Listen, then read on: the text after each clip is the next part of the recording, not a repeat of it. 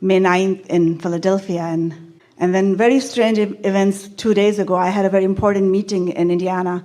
Last minute got canceled. Yeah. I was going to go to Chattanooga, and I heard you saying, come to San Francisco, and here I am. It's very strange. It's actually normal. The sequence of events that feel like circumstance sometimes feels like chance or happenstance, feels like coincidence. Coincidence in the way we mean it is incidences that are coinciding. Law of attraction provides those. But so many convergences. And once you get in this stream where, as you say, you know it, then life is so delicious as you watch the details of this non-physical assistance coming into place. We want to tell you just a brief story about that, and we will hear you fully. In Esther's new house, there are some shelves, and she is putting some book collections that she's gathered for a while. And many years ago, Jerry and Esther met a woman in Tucson who had a collection of Mark Twain books. He'd written far more than Huckleberry Finn and Tom Sawyer. And his books are compelling. Jerry and Esther, as they read them, could feel the Abrahamic harmony of what he was writing about. And so they were allowed, these books were very valuable and signed by Mark Twain. And so every week they brought another one home. And then the next week they would drive across town and exchange it for another one. And they made their way in 1982 and 3 and 4 and 5 through this collection of books. And Esther always said, one day I will own a collection like that. And so the other morning she woke up, and in her mind was Mark Twain. Just in her mind, first thing when she woke up. So she went to the internet, made a few keystrokes, and found the full collection on eBay, pushed the button, and ordered it. And then Esther and her friend went to lunch. And while they were at lunch, Esther thought about this antique store that is around the corner, where she had ordered a lamp that she hadn't picked up yet. And she thought, well, let's go and see if the lamp is ready. And she walked in, and in this collection of books that Jerry and Esther had read, the one that stood out the most was Recollections of Joan of Arc. Mark Twain had gone to France and had researched the archives and had written what Jerry and Esther believed to be a very authentic rendition of what took place. And it had been the most moving, touching thing that they'd ever read, with Joan of Arc doing the same thing that Esther is doing. The vibrational frequency felt exactly the same. It felt so family familiar. And so now Esther is in this antique store that's several floors and several rooms, and she walked in and in and in and in and stopped in front of a statue, a bronze, of Joan of Arc. And she thought, oh, must have this.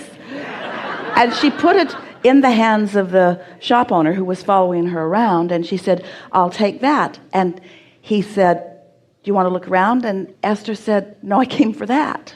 Well, she didn't know she'd come for that, but when she saw it, she knew she'd come for that. The night before, the gardener was looking up at the house that's being painted, and a new piece of iron has been painted on the top, and he said, that looks like Esther thought he said the word bull. And she looked up and she said, oh yeah, I can kind of see that. Didn't look anything like a bull to Esther. And then they went in the house, and they were sitting and having some water, and he pointed at a lamp that Esther has that is an owl. Esther likes owls because they are like Solomon, the giant owl on Thacker's Trail, from the book series that she received. And so he said the word again, bull, as he points at this. And Esther says, oh, owl, that's what you're talking about. So then they went back out. She said, yes, it is. I hadn't noticed it before, but it definitely is that. And now, standing the next day in the antique store, she is told that the man who sculpted this piece, his last name is same as the word bull, owl in Spanish. And Esther is thinking, you guys are good. In other words, it's like a never-ending treasure hunt. It's a never-ending being led to one delightful, what you want to call coincidences, but clearly are not, all day, every day. every one of us knowing every one of you, knowing what you want and where you are in relationship to what you want. And the more open you are, then the more finely tuned these fun things can occur, so that you can begin to first understand that we are all in this together. Next, let's state it more bluntly, you are never on your own. Next, state it even more bluntly, it matters what you want, and all of us care about what you want, and all of us are helping you to get what you want. But you got to get yourself in a happy place somehow, so that you can receive the impulse. When you wake up in the thoughts in your head, do something about it. When you get a feeling to go eat there, which will remind you to go over there and look for something that wasn't ready yet, but you'll find something that you really, really want, you see. You're always being led to what you want, even if you are not consciously, actively aware of what it is right now, this red hot minute, because you've been putting what you want into your vortex incrementally, piece by piece by piece by piece by piece. And that vortex has been gathering, law of attraction has been assimilating, all of the cooperative components are gathered, and it's ready to burst forth in so much abundance and awareness and pleasing experiences for you. That's how this vibrational reality is turning to the thing's reality. That's how the idea that Esther has had for a very long time, finally she's in a place where she has a shelf where she wants those books.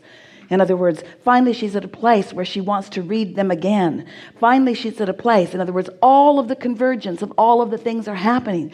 And the source within you knows the timing, knows the rightness, knows the place, knows where you are in relationship to it, and is constantly giving you feedback. And the more on point you are, the more on tune you are, the more receptive you are, the more in the receptive mode you are, the more consistently receptive you are, then the more delicious your life is, moment by moment by moment by moment.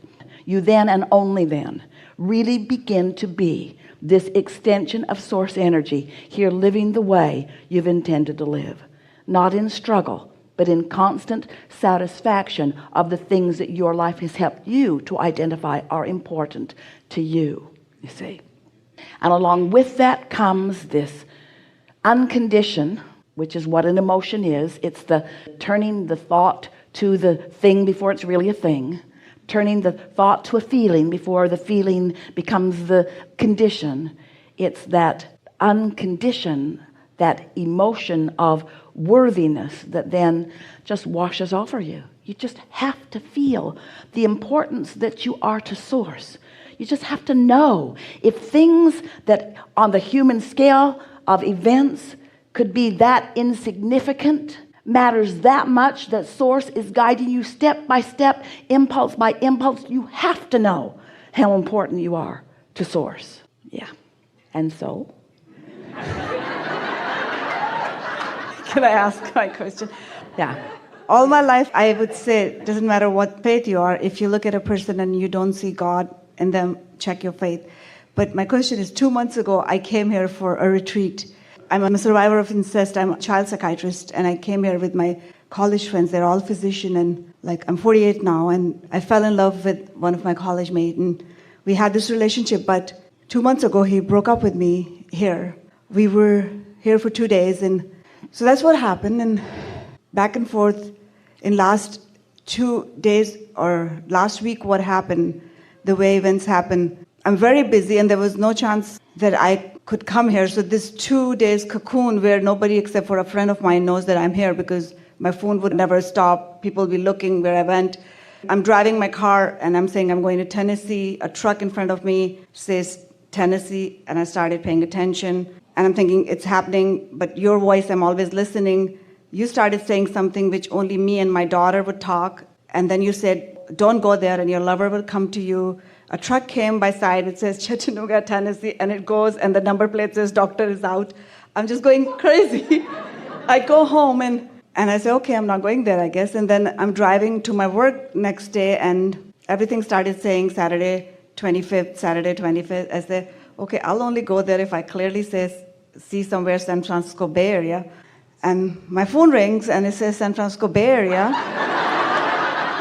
And a travel agent says, are you looking for business class tickets to travel to? So, no, travel agents don't usually call these days. So, sometimes you're denser than others. Sometimes you get it on the first hint. Sometimes you get it on the second hint. Some people never get it at all. No, I'm already sold because I know you who are. So I called my assistant. I said, okay, buy me that seminar and book the hotel. And I didn't know where the seminar was. So I come here, and that's when I looked, and I checked in. And as I'm walking in, and I'm realizing this is the hotel. And I checked into the room, and it was the same room where I was staying. This is better than, maybe I'm too thick. Maybe my IQ is 50. I don't know. I'm board certified physician. But my question is, I'm very happy. Other than I know this person, I'm in love with him. I get everything. It's all physical and we're non-physical, and I'm fully satisfied. I come from a third world country going to, I achieved everything and I want no more, but I want everything. I get all of that. But now what is my question? Here I am. You called me. On the phone. That actually is not true. We answered you. You called us. True. I did 2.5 years ago. In other words, it's in your vortex. It's your vortex that's being satisfied, not ours. True. There's so much more to it. I woke up and there's a humming. Like, this is crazy stuff. This is science fiction. I don't know what it is. This is universal response to powerful desire. And everything that unfolds is the explanation of what your habit of vibration is in relationship to what your vibration of desire is. As life starts unfolding in these ways that you don't miss, and you start acknowledging the assistance isn't the right word because you don't need help, the cooperation of the universe in response to the dominance of what's going on within you. We've been talking about step 1 being life causing you to ask, and step 2 being the vortex gathering, your source standing there in a vibrational reality with everything that you've asked for having come in a vibrational reality. And step 3 is you being aware that you've got to be in the vibrational vicinity of that. You've got to be a vibrational match to that in order to begin realizing, because the revelation is being broadcast to you constantly. But for you to realize it, you've got to be in a vibrational vicinity of the broadcast that's coming back from your vortex. So once you get good at that, once you decide that you care about how you feel, so that feeling good is really a dominant intention within you, and when you go to bed at night, you say, tonight while I sleep, the momentum is going to subside, and when I awaken in the morning, I can begin it again in the vibrational vicinity of that which I desire. And you consistently are holding yourself in a place of predominantly feeling good. Now we describe you as step 4 living, where you are knowing that you want to feel good, and you mostly are, and you know you want to feel good, and you mostly are. And then recently we've introduced in a stronger way to the conversation the subject. We didn't introduce it. It's been introduced forever. You've always heard it. We've begun clarifying the difference between conditional love and unconditional love. Conditional love is, I need this condition to shape itself up. I need this person to behave or this situation to come to fruition. And then when I focus upon this better condition, I will feel the relief or the feeling of what connection with source feels like.